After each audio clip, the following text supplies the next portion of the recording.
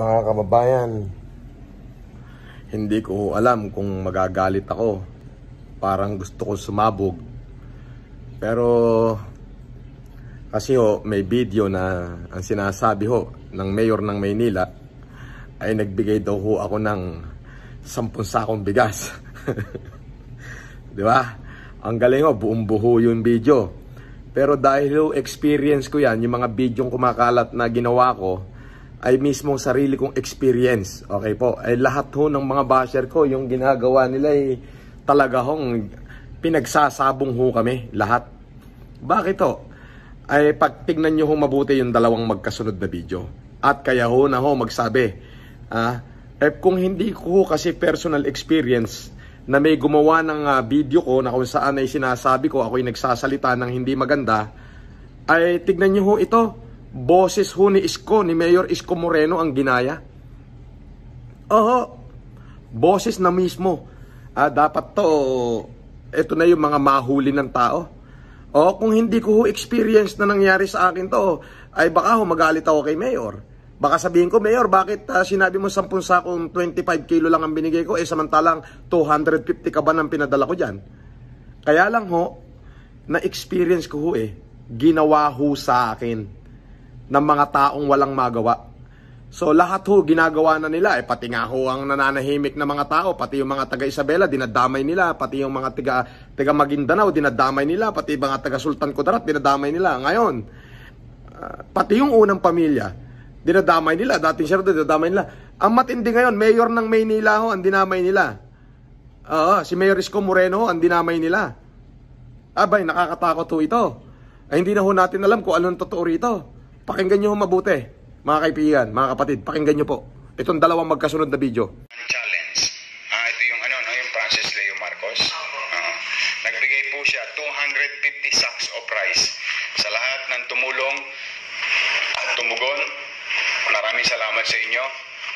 Stanley. Mga kababayan, ako po nakita nyo, ako po natutuwa at pagpasensyahan nyo na po kung ano lang yung aking nakayanan. Yan lamang po ang aking nakayanan para sa lungsod ng Maynila.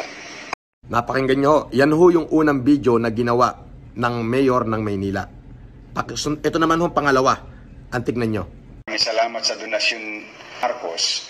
Nagpadala po siya ng 10 sakong bigas na tigto 25 kilos. 10 sakong bigas na tigto 25 kilos. Jesus loves me. 16 boxes fresh milk, 80 bottles.